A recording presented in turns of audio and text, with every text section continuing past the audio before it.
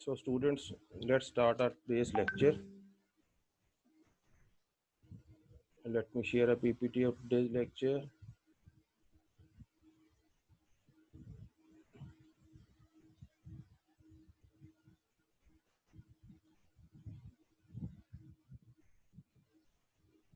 Ji beta, it's our second lecture of week number 6 and we are going to discuss algorithms and examples of algorithm. आवाज आ रही है आप सबको?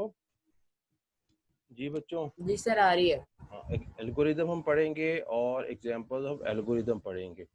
By the end of this lesson, students will be able to understand the concept of algorithm. आपको algorithms का इंशाल्लाह पता लग जाएगा और algorithms बनाने के लिए जो जो प्रोसीजर जो जो स्टेप्स को फॉलो करना है उसका भी आपको इंशाल्लाह पता लग जाएगा इस लेसन के बाद. तो कल हमने डिस्कस किया था, कल हमने फ्लो चार्ट पढ़ा था और उसके सिंबल्स कुछ डिस्कस किए थे. अभी वो हम दोबारा डिस्कस कर लेंगे. अभी हम आज का लेक्चर शुरू करते हैं. इसके दरमियान ही मैं आपको दूसरी कल वाली स्लाइड का भी कुछ बता दूंगा. वो कहते हैं जी how many steps lines can we make in an algorithm.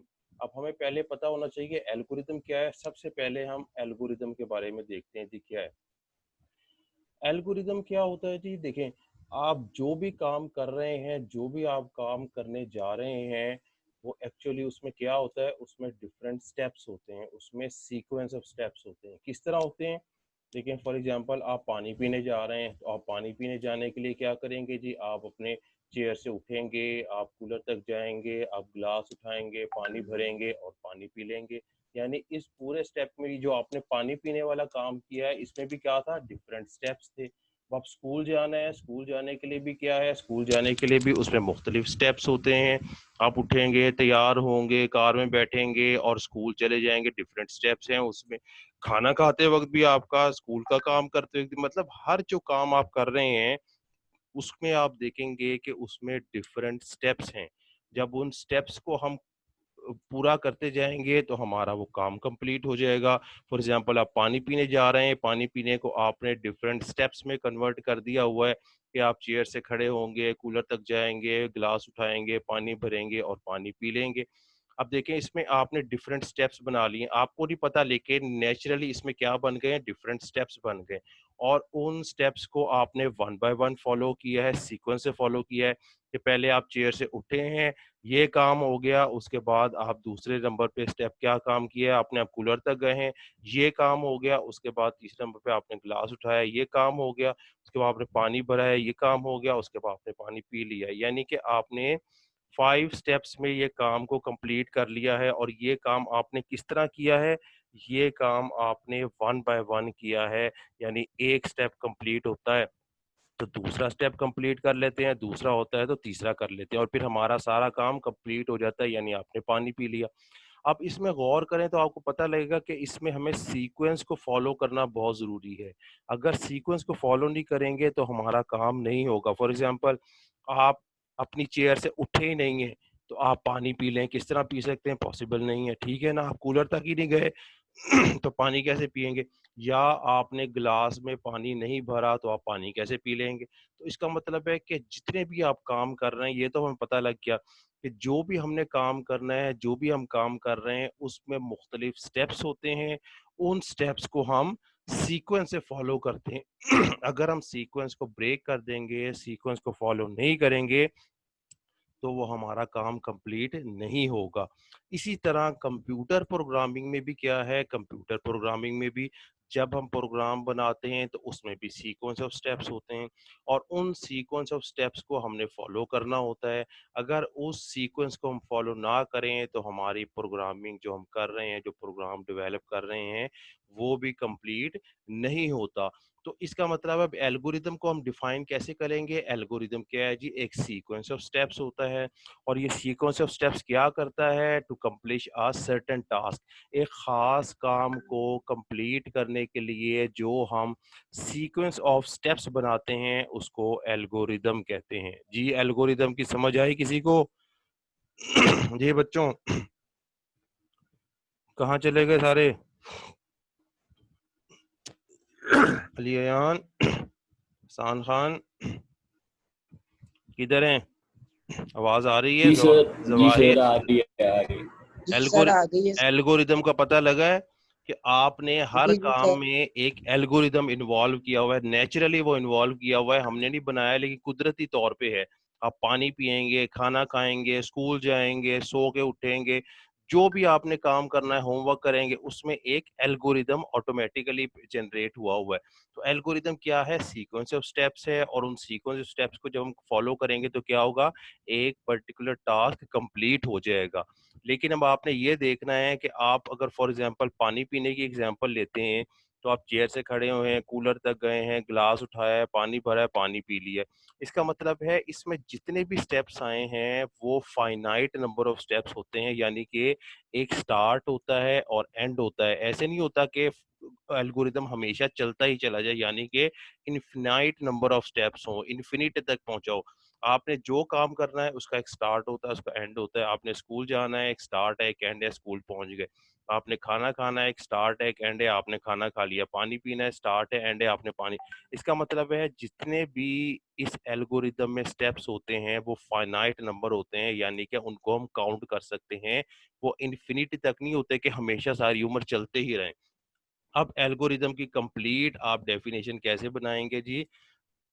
Algorithm is a finite number of steps which if followed accomplish a particular task।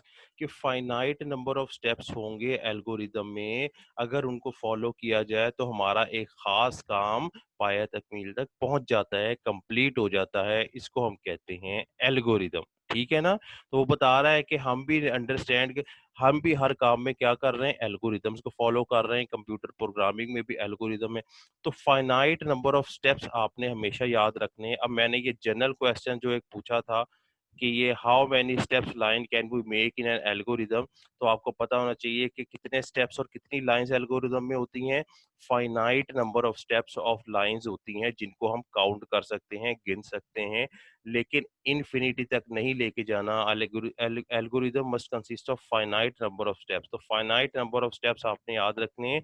कितने हमारे पास एल्गोरिदम में स्टेप्स होंगे? फाइनाइट होंगे, कि एक स्टार्ट होगा, एक एंड होगा, और उसके बाद हमारा प्रोग्राम खत्म हो जाएगा, हमारा वो टास्क पूरा हो जाएगा।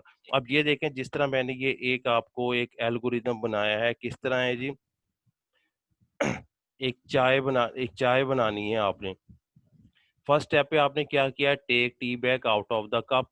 दूसरे पे क्या किया? बॉयल द वाटर, हमने पानी को बॉयल किया है। तीसरे पे क्या किया? पुट टी बैग इन ए कप, फिर हमने कप को पानी में डाल, उसमें डाल दिया टी बैग को। ऐड मिल्क किया है, चौथा स्टेप ये किया है। पांचवा स्टेप क्या किया है? पोर बॉइलिंग वाटर इन कप, फिर उसमें बॉइलिंग वाटर डाल दिया है। फिल कैटल, कैटल को फिल कर लिया है, स्टिर किया, उसको हिलाया है। अब हमारे पास रेडी हो गई है टी, और उसमें शुगर हमने ऐड की है, और हमने कप बना के पेश कर दी है। तो ये एक चाय बनाने का, जो हम चाय बना रहे हैं, जनरली घर में भी हम इसी तरह चाय बनाते हैं। तो ये चाय बनाने का उसने क्या दिया हुआ है? पूरा एक एल्गोरिदम दिया हुआ है। और एल्गोरिदम में आप देख रहे हैं कि सीक्वेंस ऑफ स्टेप्स हैं। इसमें हम ऐसे नहीं कर सकते कि ऐड मिल्क पहले ले आएं और पानी बाद में डालें, या हम पहले चाय पेश कर दें और बाद में उसमें हम ऐड मिल्क ऐड कर रहे हो या टी बैग उसमें डाल रहे हो। तो इन स्टेप्स को हमने सीक्वेंस से फॉलो करना है। अब एल्गोरिदम की एग्जांपल देखें जी, कि सीक्वेंस ऑफ स्टेप्स है, और कितना है? फाइनाइट नंबर ऑफ स्टेप्स हैं जिनको हम काउंट कर सकते हैं। और ये किस तरह चल रहे हैं? एक सीक्वेंस से चलेंगे, और जब ये कंप्लीट हो जाएगा तो क्या होगा? हमारा एक पर्टिकुलर टास्क जो है कंप्लीट हो जाएगा, यानी कि हमारी चाय जो है वो बन जाएगी, उसको हम पेश कर देंगे। तो ये एक जनरल मैंने आपको एग्जांपल दी है। इसी तरह आप हर काम का एक एल्गोरिदम बना सकते हैं, एल्गोरिदम बन सकता है। अब वो कहते हैं जी एल्गोरिदम का role of algorithm in problem solving. अब प्रॉब्लम सॉल्विंग में एल्गोरिदम का क्या काम है?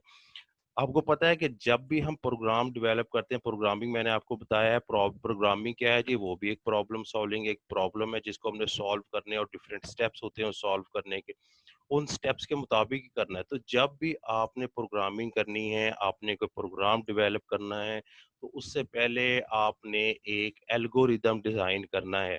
एल्गोरिदम में क्या होगा? सीक्वेंस ऑफ स्टेप्स होंगे, वो सारा प्रोसेस होगा, वन बाय वन आपने नंबर से लिखा होगा। जिसका आपने प्रोग्राम बनाना होगा, जो काम आपने प्रोग्राम के ज़रिए करवाना होगा, उस प्रोग्राम को आपने एक स्टेप्स की फॉर्म में लिख दिया होगा, तो उसको हम कहेंगे ये हमारे कंप्यूटर के प्रोग्राम का एल्गोरिदम बन गया है। अब हमने सबसे पहले जब भी प्रोग्राम बनाएँगे, एल्गोरिदम बनाएँगे और उस एल्गोरिदम को चेक भी करेंगे कि ये एल्गोरिदम सही काम कर रहा है कि नहीं। एल्गोरिदम को चेक करने का क्या तरीका है, उस प्रोसेस को कहते हैं डेस्क चेकिंग। क्या कहते हैं? Desk checking. डेस्क चेकिंग का मीनिंग है कि हमने जो एल्गोरिदम बनाया है अपने कंप्यूटर के प्रोग्राम डेवलप करने के लिए, उसको हम चेक कर रहे हैं कि वो सही काम कर रहा है कि नहीं। अगर सही काम करेगा तो हम उसकी प्रोग्रामिंग करना शुरू कर देंगे। अगर सही काम नहीं कर रहा होगा तो प्रोग्रामिंग नहीं करेंगे, बल्कि उसके फॉल्ट जो उसमें बग्स आए हैं उनको रिमूव करेंगे। तो सबसे पहले तो हमने एक जब भी प्रोग्राम आपने लिखना है, क्या काम करना है? आपने उसके एल्गोरिदम डेवलप करना है, सीक्वेंस ऑफ स्टेप्स लिखना है, फाइनाइट नंबर ऑफ स्टेप्स होंगे और उस एल्गोरिदम को एक टेस्ट डेटा के ज़रिए चला के देखना है। फॉर एग्ज़ाम्पल अगर मैं एल्गोरिदम में लिख रहा हूँ a is equal to 5, b is equal to 10, sum is equal to a plus b। अब मैं a की वैल्यू 10 दे के देखूँगा, b की वैल्यू 20 दे के देखूँगा और सम करके देखूँगा क्या ये सम का आंसर सही दे रहा है। अगर सम का आंसर सही दे रहा होगा तो इसका मतलब है कि मेरा एल्गोरिदम सही काम कर रहा है। इसी तरह एल्गोरिदम्स में जितने भी आपने फॉर्मूले लगाए होंगे, जितने भी प्रॉपर फंक्शंस होंगे, उनको आप टेस्ट डेटा देखकर चेक करेंगे। अगर आंसर आपका सही आता होगा, तो इसका मतलब है कि आपका एल्गोरिदम सही काम कर रहा है और अगर आपका आंसर सही नहीं आता होगा, तो इसका मतलब है आपका एल्गोरिदम सही काम नहीं कर रहा। तो अब एल्गोरिदम से हमें एक और क्या काम पता लगा? एल्गोरिदम से हमें ये पता लगा कि हम अगर कोई बग्स आ सकते हैं तो उसको प्रोग्रामिंग से पहले एल्गोरिदम में ही सॉल्व कर सकते हैं। तो एल्गोरिदम हमारे पास क्या सॉल्यूशन दे रहा है, क्या हमें हेल्प कर रहा है कि अगर आपकी प्रोग्रामिंग में कोई प्रॉब्लम्स आ रहे हैं, कोई बग्स आ रहे हैं तो आप एल्गोरिदम में ही सॉल्व कर सकते हैं। अब मैं उसमें टेस्ट डेटा डाल डाल के देखूंगा, एल्गोरिदम अगर सही काम कर रहा है तो फिर मैं उसका क्या करना शुरू कर दूंगा, मैं उसकी प्रोग्रामिंग बनाना शुरू कर दूंगा, उसके कंप्यूटर लैंग्वेज की में एक प्रोग्राम डेवलप करना शुरू कर दूंगा उस एल्गोरिदम्स के मुताबिक।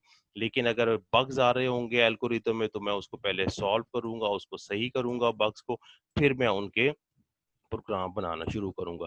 तो यही वो बता रहा है कि an algorithm has a vital role in problem solving, कि वो प्रॉब्लम सॉल्विंग में एल्गोरिदम एक वाइटल इंपॉर्टेंट रोल प्ले करता है। इसके ज़रिए हम क्या कर सकते हैं, इस पे एक कंप्लीट डिस्क्रिप्शन होती है आपके प्रोग्राम की, कि जो आप प्रोग्राम बना रहे हैं वो एक पूरी कंप्लीट डिस्क्रिप्शन होगी, फाइनाइट नंबर ऑफ स्टेप्स होंगे, सीक्वेंस से चलेंगे और अगर इस प्रोग्राम में को टेस्ट डेटा से चेक करेंगे, अगर इसमें कोई बग्स आ रहे होंगे तो उनको बग्स को रिमूव करेंगे और अगर बग्स नहीं होंगे तो फिर हम इसकी प्रोग्रामिंग शुरू कर देंगे, यानी कि नेक्स्ट स्टेप पे चले जाएंगे। तो एल्गोरिदम ये हमें हेल्प करता है कि हमें बग्स से और डेटा को टेस्ट करने में हेल्प करता है। तो नेक्स्ट देखते हैं हमारे पास क्या है। अब एल्गोरिदम देखें जी, एल्गोरिदम हम बना रहे हैं। ये आवाज आ रही है बच्चों? कहाँ है सारे? अली यान, आवाज आ रही है जी? अली जी यान, सर आ रही। अच्छा अब सर ये आ रही देखिए। है। अब एक हमने ये एल्गोरिदम बनाना है। एल्गोरिदम में क्या होता है, स्टेप्स होते हैं।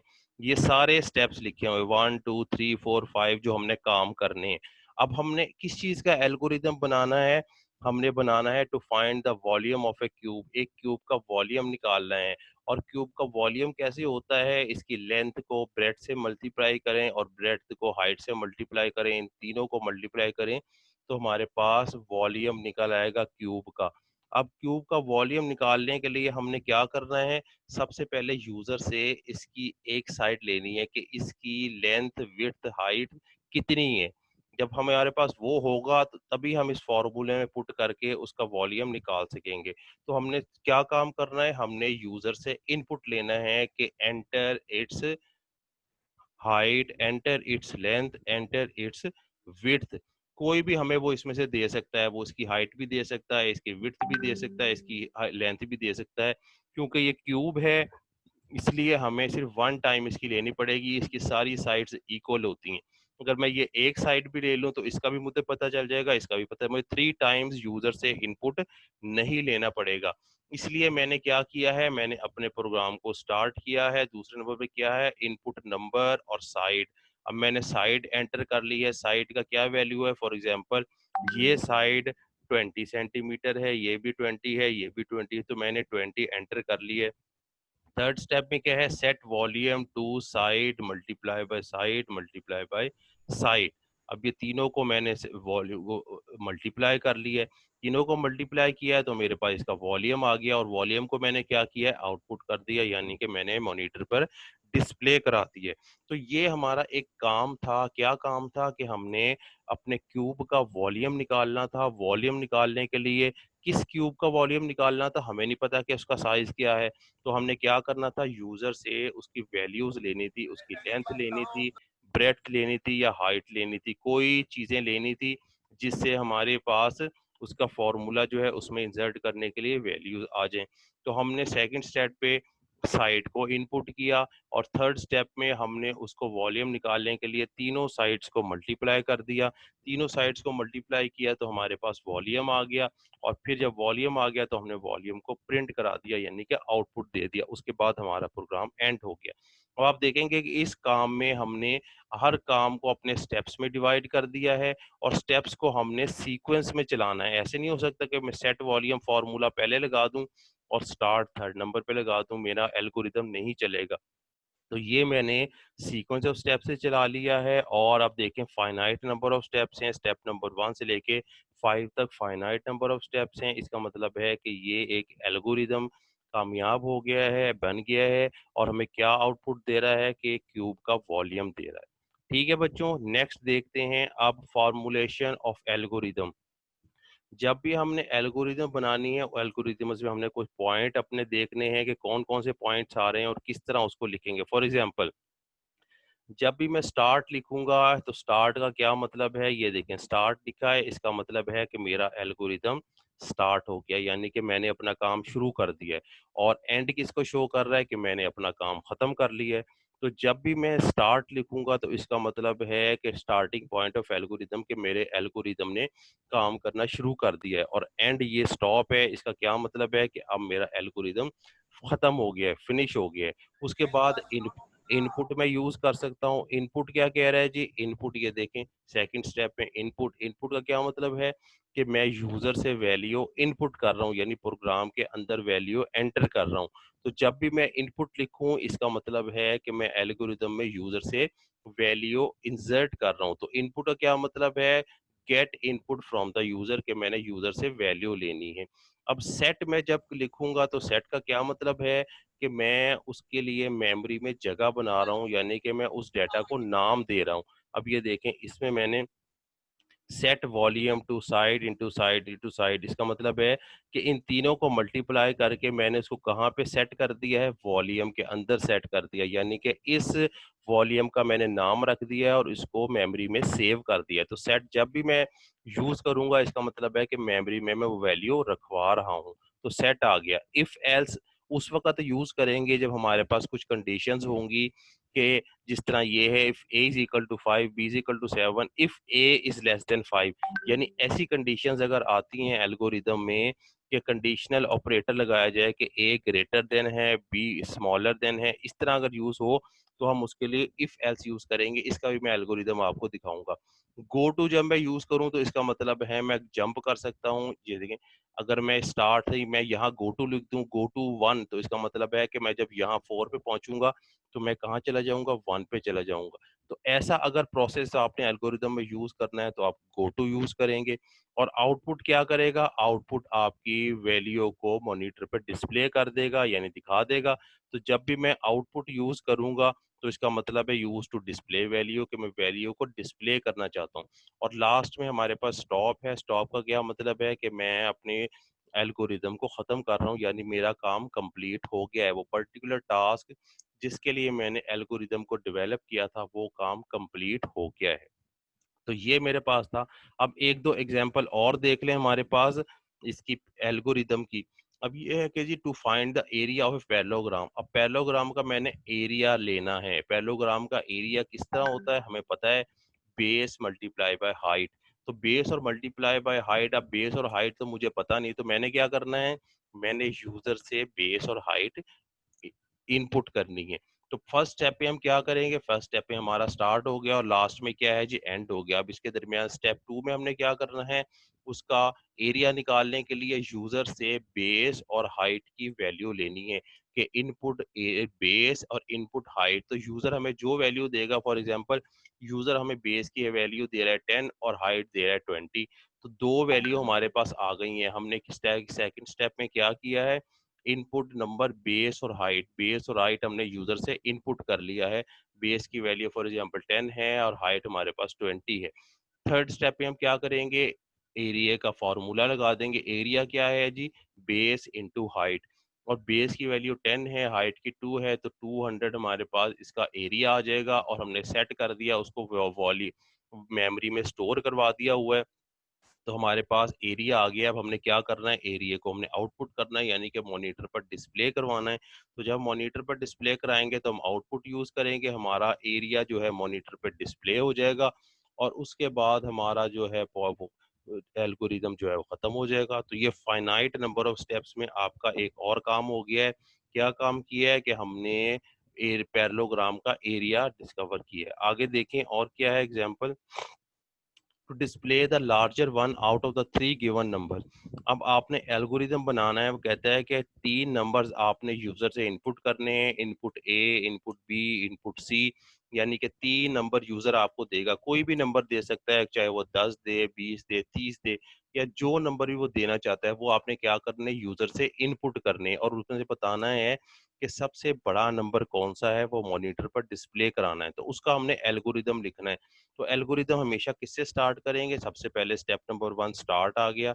स्टेप नंबर 2 पे क्या है जी, input three numbers A B C. अब हम यूजर से तीन नंबर्स इनपुट करेंगे ए बी सी के, ए बी सी की वैल्यू दो, वो हमें ए की वैल्यू भी देगा, बी की वैल्यू भी देगा, सी की वैल्यू भी देगा। फॉर एग्जांपल ए की वो हमें 10 देगा, बी की 20 देगा, सी की 30 देगा। तो तीन वैल्यू हमने इनपुट कर ली है, इसलिए हमने यहाँ क्या लिखा है, इनपुट। अब हमने क्या करना है, सेट लार्ज टू ए, कि हमने ए को बड़ा बना लिया, कि जी समझ लें कि जी ए सबसे बड़ा है। अब ए को हमने किससे कंपेयर करना है, ए को हमने बी और सी से कंपेयर करना है, क्योंकि हमने ए को कहा है फॉर एग्जांपल कि ए सबसे बड़ा है। तो हमने देखना है कि ए बी से भी बड़ा है।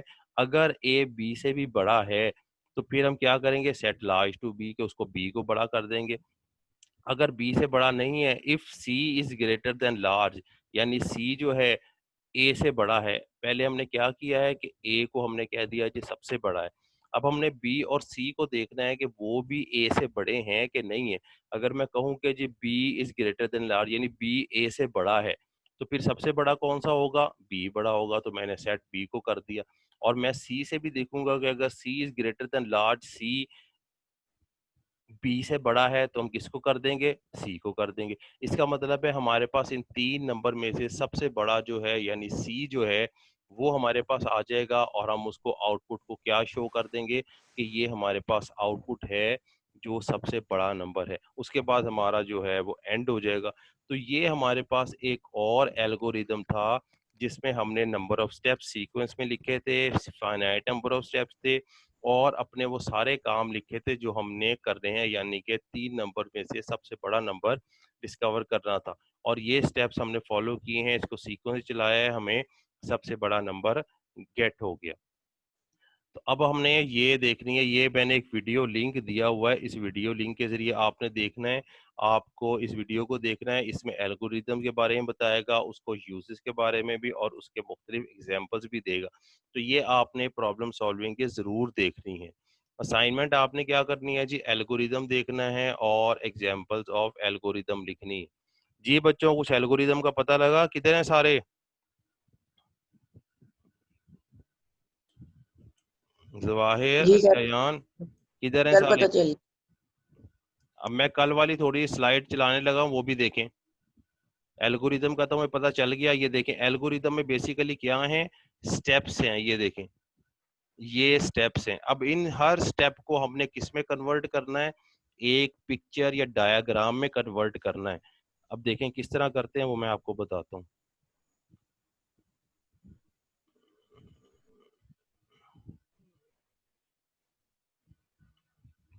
जी बच्चों, ये नजर आ रही है।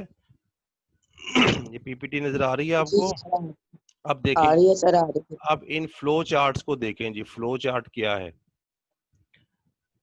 ये देखें, वो जो हमने एल्गोरिदम बनाया था उसमें हमने सीक्वेंस ऑफ स्टेप्स लिखे थे।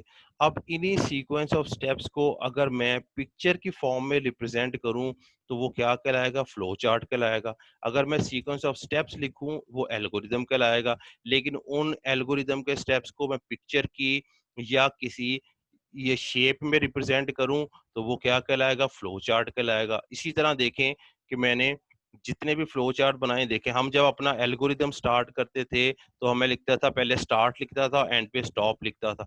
तो यहाँ अगर स्टार्ट मैंने लिखना है, स्टॉप लिखना है, तो उसके लिए उन्होंने कुछ डायग्राम फिगर्स दी हुई हैं, कुछ शेप्स दी हुई हैं। जैसे स्टार्ट और स्टॉप के लिए उन्होंने ओवल साइन दिया हुआ है, और प्रोसेस करने के लिए जिस तरह हम एरिया निकाल रहे थे, एरिया क्या मतलब है? अगर आप कोई कैलकुलेशन कर रहे हैं, कोई प्रोसेसिंग कर रहे हैं, तो उसके लिए आप ये सिंबल यूज करेंगे। अगर आप डिसीजन ले रहे हैं, जिस तरह आपने पिछले में लिया था कि if B is greater than C और A is greater than B, अगर आप ऐसा कोई काम कर रहे हैं, डिसीजन ले रहे हैं, तो आपके लिए ये सिंबल होगा। आउटपुट के लिए आपके पास ये पैरेललोग्राम होगी, और स्टॉप एंड के लिए आपके पास ओवल साइन होगा। तो अब क्या पता लगा कि अगर हमारे पास एल्गोरिदम है और उन्हीं एल्गोरिदम के स्टेप्स को मैं पिक्टोरियल फॉर्म में यानी कि पिक्चर की फॉर्म में रिप्रेजेंट करूं, तो मुझे क्या हासिल हो जाएगा? मुझे फ्लो चार्ट हासिल हो जाएगा। अब दोनों की डेफिनेशन का पता लगा है आप बच्चों, एल्गोरिदम का और फ्लो चार्ट का? जी, कहाँ है? किधर गए सारे? हसान खान किधर है? जी बच्चों, चले गए? लियान, हसान खान, जवाहिर?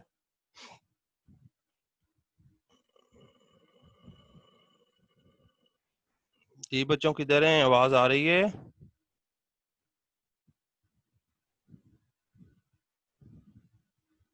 जी सर, आ रही है, आ रही है। चलें, ये सिंबल्स देखें, सिंबल फ्लो चार्ट के मैं आपको दिखा रहा हूँ कि जब भी आपने फ्लो चार्ट को स्टार्ट करना है और एंड करना है, आपने ये ओवल साइन लगाना है। जब भी प्रोसेसिंग या कैलकुलेशन आपने दिखानी है तो आपने ये रेक्टेंगल यूज करनी है।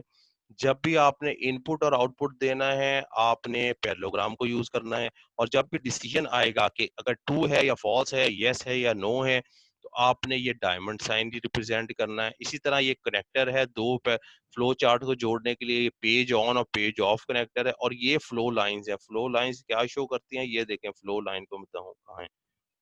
ये देखें, ये फ्लो लाइंस हैं जो क्या शो कर रही हैं? हर डायग्राम को रिप्रेजेंट कर रही हैं कि आपके प्रोग्राम का फ्लो इस डायरेक्शन में हो रहा है, यानी टॉप टू बॉटम हो रहा है। इस स्टेप के बाद ये वाला स्टेप है, इस स्टेप के बाद ये। तो ये फ्लो लाइन क्या शो करती हैं? फ्लो लाइन आपके प्रोग्राम के फ्लो को शो करती हैं। तो ये सिंबल आपने अच्छी तरह याद कर लेने। अब देखिए, वो कहता है जी convert Celsius to Fahrenheit temperature, temperature में कन्वर्ट करना है। अब हम इसका एल्गोरिदम भी लिख सकते हैं कि नंबर 1 पे स्टार्ट लिखें, नंबर 2 पे इनपुट लिखें, नंबर 3 पे हम फार्मूला लगाएं, सेट फार्मूला, नंबर 4 पे हम फॉरेनहाइट को आउटपुट दे दें, और 5 पे हम एंड कर दें। अब उसी एल्गोरिदम को अगर हम पिक्चर की फॉर्म में लिख रहे हैं तो उसे कहेंगे फ्लो चार्ट। अब इसका फ्लो चार्ट कैसे बनेगा? सबसे पहले जो मैं स्टेप स्टार्ट लिखता था उसकी मैं डायग्राम या बना दूंगा, पिक्चर बना दूंगा स्टार्ट की और स्टॉप की। स्टार्ट और स्टॉप की डायग्राम कैसी होती है? एल इस ये ओवल साइन है। उसके बाद में काम क्या करता था? इनपुट, इनपुट और आउटपुट की डायग्राम क्या है जी? पैरेललोग्राम होती है। ये मैंने इनपुट की पैरेललोग्राम आपको शो कर दी है। इनपुट नंबर सेल्सियस देंगे। और उसके बाद क्या होती थी? सेट हम प्रोसेस करते थे, ये प्रोसेसिंग हो रही है, प्रोसेसिंग के लिए हमने ये रेक्टेंगल यूज किए। यहाँ आके इनपुट सेल्सियस जो आप लेंगे उसको कैलकुलेट करेगा, और फार्मूले के जरिए आपको एक फॉरेनहाइट का टेम्परेचर कैलकुलेट कर देगा। अब हमारे पास फॉरेनहाइट आ गया है तो हम क्या करेंगे? उसको आउटपुट करेंगे। और आउटपुट के लिए कौन सा सिंबल है? इनपुट के लिए भी और आउटपुट के लिए भी, दोनों के लिए पैरेललोग्राम यूज की गई है। तो ये पैरेललोग्राम हम इस को आउटपुट कर देंगे, और उसके बाद हमारा जो ये काम है कंप्लीट हो जाएगा, इसे हम एंड कर देंगे। तो ये आपने इसी तरह ये सारी एग्जांपल्स को देखना है, इसकी वीडियो को देखना है और होम असाइनमेंट करनी है। जी बच्चों, कोई क्वेश्चन है तो पूछें, एल्गोरिथम्स का या फ्लो चार्ट का। जो चीज नहीं समझ आए वो पूछें।